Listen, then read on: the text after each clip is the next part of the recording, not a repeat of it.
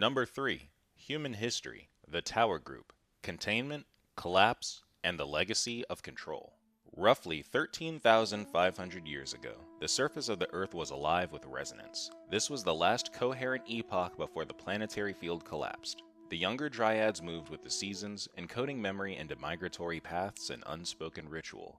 The Atlanteans engineered crystalline structures that interface directly with the planet, blending intention with design. Both civilizations behaved differently, yet both responded to the Earth's field. Not every human chose these paths. Scattered across the surface were humans who did not align with either civilization. They lived between unstable zones where the Earth's field was weaker. Some experienced trauma, loss, famine, or abandonment that severed their trust in the invisible web of resonance in the planet. Instead of turning inward to reattune with the Earth, they turned away.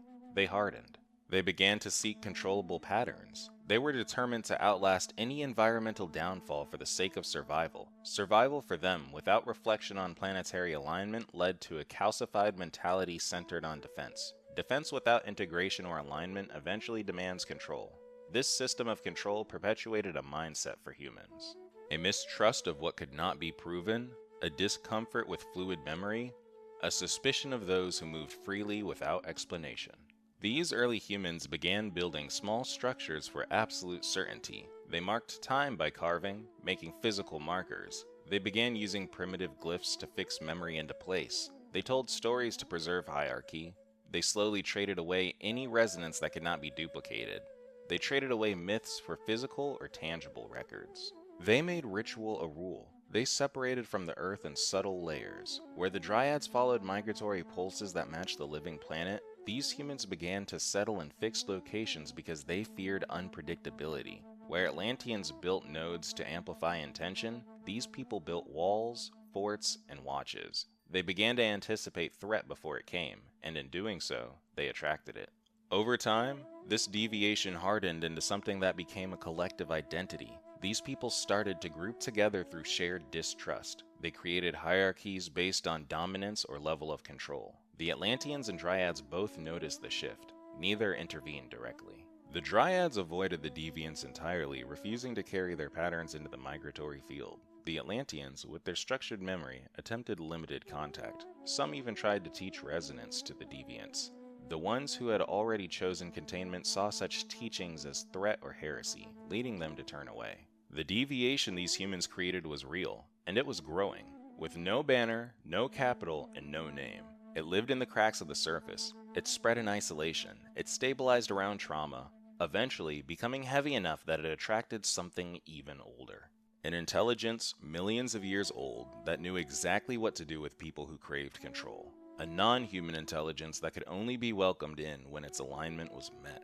The Orion Group immersed itself subtly into vulnerable humans. Their influence came as a whisper in the back of the mind. They had already done this before, even in our own solar system, with civilizations that fractured the same way. When a civilization begins to turn against its own alignment, the Orion Group dips in. The humans on Earth who had deviated from the planetary field were already seeking structure and control. This made them receptive, allowing the Orion Group to turn their desire for control into a system devoid of planetary alignment. The Orion Group could not walk openly upon the Earth's surface. They exist as beings of frequency. Their density and alignment were incompatible with Earth's planetary field in its unbroken state. When a fracture appears in the field, it behaves like an open frequency. Through that frequency, information can be seeded through thought and suggestion. Humans who had deviated from the Earth's resonance in search of control did not start to hear voices from the Orion Group. They didn't see reptiles or graves. They did not see craft in the sky. What they received were ideas and subtle impulses, flashes of insight that promised protection. They began to dream of towers. They began to design structures that enclosed and divided. They began to develop tools that would turn fear into obedience. These impressions were part of the Orion Group's routine containment script, a pattern delivery of collapsed technology that had been used on many worlds. It begins with a simple offering, a way to remove uncertainty, a way to make meaning fixed, a way to ensure that those who follow the rules will be safe. Safety in this system comes at the cost of alignment. It requires severing the ability to sense the field directly. It replaces that interconnection with an external lattice of control. That lattice must be maintained. It must be obeyed. Eventually, it must be worshipped. This ritual gave birth to the Tower Group.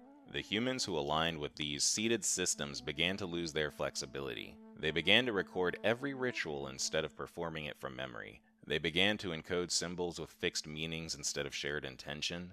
They began to establish ranks and roles using adherence without coherence. The Orion group did not need to guide them step by step. They only needed to reinforce what was already being chosen. Each time a human chose power, structure, permanence over alignment, the script unfolded more completely. The choice itself acted as a signal. It aligned the person's awareness more closely with the Orion frequency, which in turn allowed deeper layers of the containment architecture to be seeded. These systems were accepted as human innovation despite being implanted. No invasion took place from these NHI. There was no single moment when humanity fell to the Orion group. What happened instead was a partnership. One side offered control, the other accepted it and built something that could outlive flood, famine, or memory loss. The Tower Group was a living structure made of trauma, suggestion, and belief. Its territory was the human mind.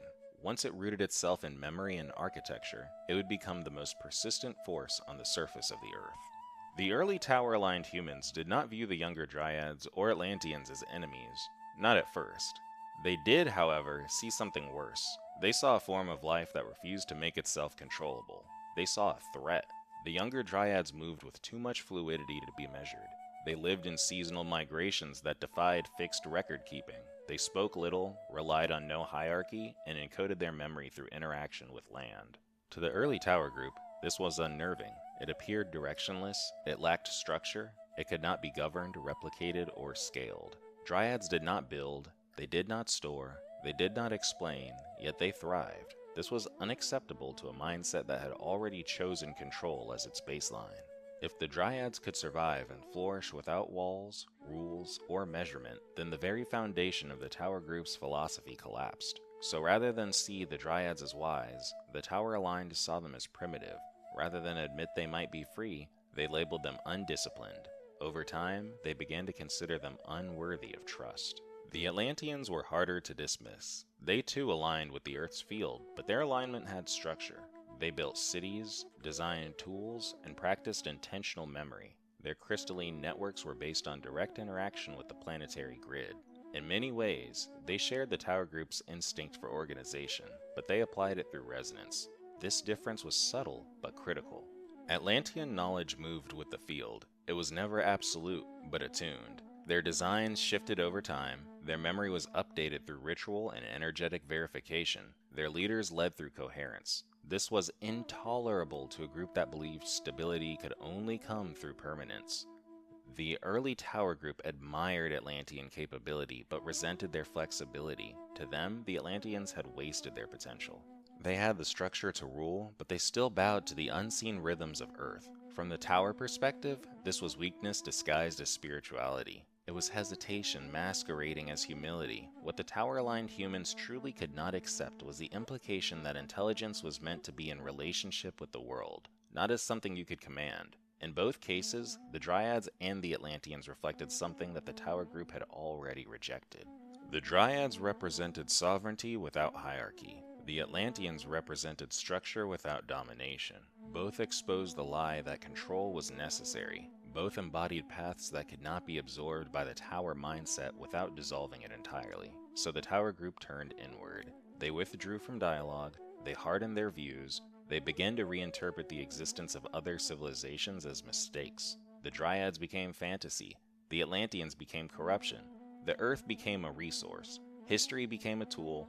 From that point forward, they saw other humans as obstacles to be erased.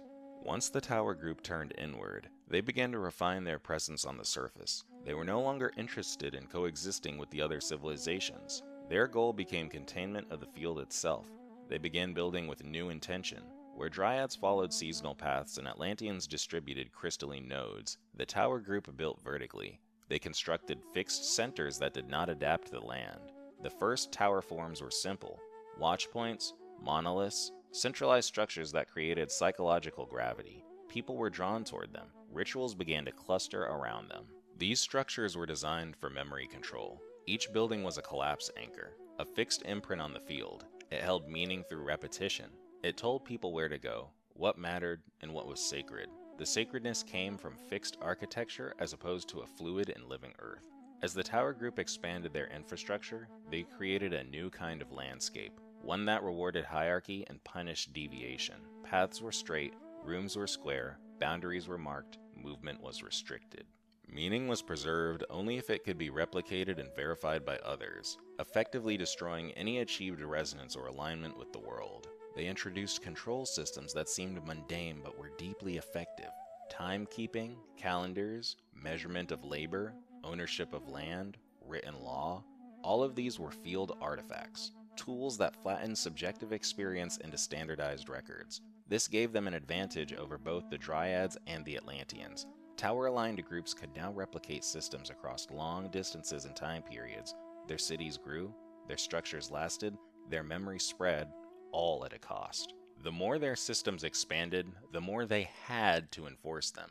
They developed social systems that embedded shame, guilt, and dependency. They taught people that deviation was selfish, that questioning was rebellion, that inner truth was dangerous unless it had been confirmed by external authority. The Tower Group built systems that absorbed everything around them, while anything that could not be absorbed was erased. In time, their structures became invisible, their rituals became culture, their control became identity. People had already been built to forget that other ways ever existed.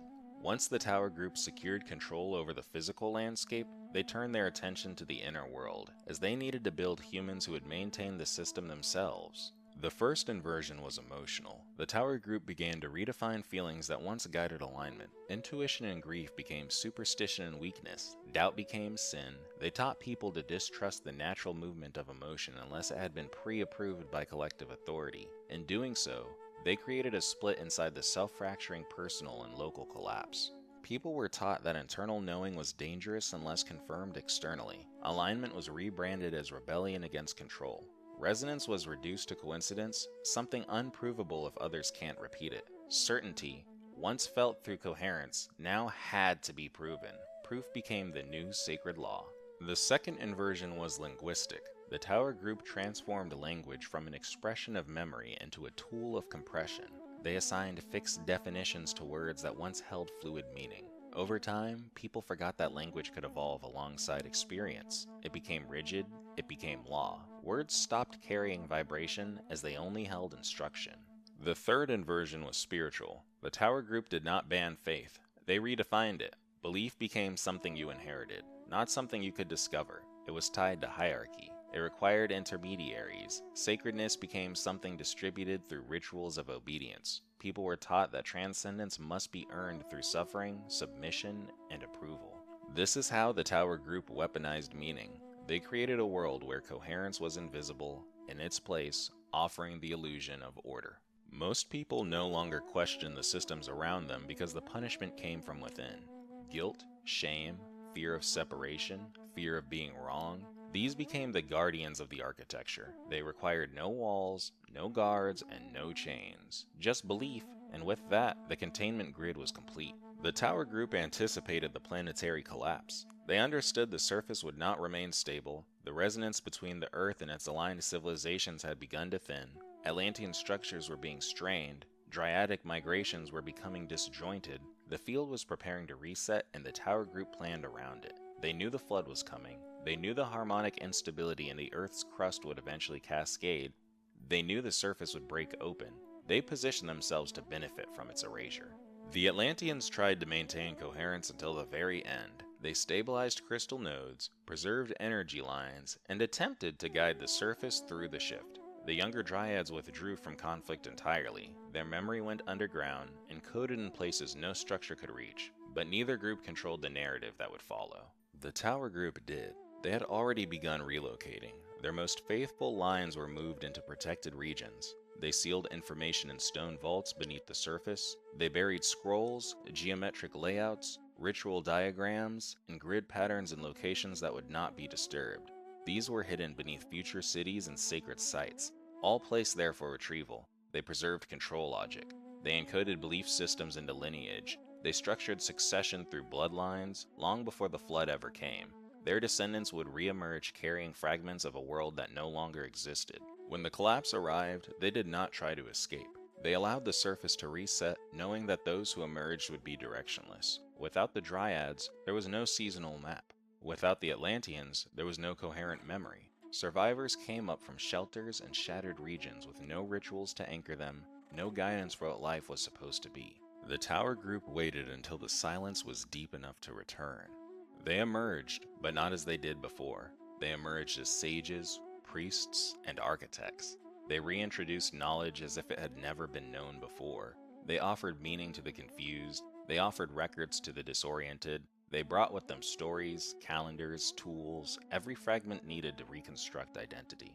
Not as a rise from the ashes, but as a planned re-entry of the tower group. The flood effectively erased their competition. From that point on, history belonged to them. No one left on the surface remembered the Dryads. Their memory had been reduced to myth. No one could restore the Atlantean grid.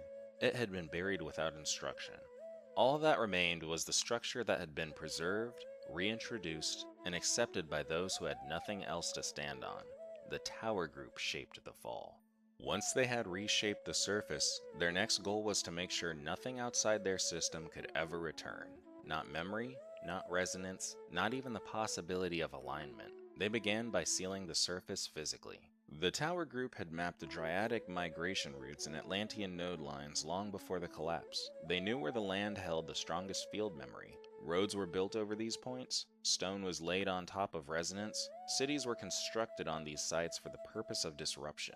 Every former access point to the living field was reprogrammed. Crystal nodes were buried beneath temples, convergence lines were crossed with gridded buildings and towers, sacred spaces were renamed and ritualized through false narratives. The same locations the Dryads once danced with the land, soldiers now marched. Where Atlanteans once tuned the grid, symbols of worship and control were installed. This was a very successful suppression. These structures emitted a reversed form of resonance. The frequencies projected from their layout, materials, and human activity created interference patterns. The Earth's natural memory could not express itself through the surface anymore.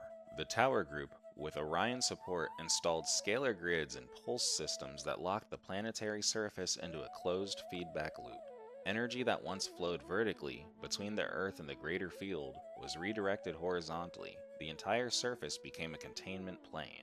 Atlantean souls who returned through the reincarnation cycle found themselves born into environments that could not resonate with what they remembered. Their bodies could not stabilize the memory, the frequencies of the land would reject them, they felt pulled but could not follow. They felt called but had no language. They could not return to who they have been, even if their soul remembered exactly where they left off. Dryadic lineages were even more suppressed. Their migrations had been replaced by borders. Their seasonal cycles were replaced by calendars. Their memory, which once moved through earth and sky, was fragmented into symbolism, folklore, and dream.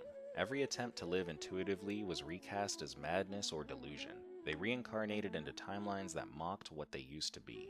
This was not accidental. The tower group made sure that even if an aligned being made it back to Earth, they would have no surface to stand on, no field to amplify them, no structure to hold their coherence. The Orion group ensured this by finishing the final layer. They helped encode a time lock across the surface. It operated through fragmented histories, disrupted memory lines, and false sequences of cause and effect. Events no longer flowed as memory, they were broken apart and turned into stories. They were stripped of context. The moment something coherent was remembered, it was translated into metaphor, then assigned a new meaning. What this meant was simple. Even if someone aligned perfectly to what once was, the field would not open to meet them. The collapse was now held in both space and time. Those who remembered were isolated. Those who were intuited were silenced. Those who knew what the Earth used to be were slowly convinced they had imagined it. The tower group returned by design after the floods. When they emerged, they called themselves architects. They called themselves priests. They called themselves kings. Their survival was framed as divine providence. Their knowledge was framed as revelation. No one questioned the story because no one remembered there was another one. The people who emerged after the flood were fragmented. They had no grid, no memory, no rituals. They were born into landscapes that rejected their intuition. They inherited broken stories and felt the loss without knowing what had been lost. Into that silence, the tower group reappeared with answers. They brought systems of agriculture, astronomy, and measurement. They taught writing. They taught ritual. They established systems of rule. At first, it seemed like guidance, it felt like structure, it gave meaning to the aftermath, but every system they reintroduced was a closed loop. Each one mirrored the architecture that had sealed the earth to begin with. They embedded hierarchy into every aspect of life.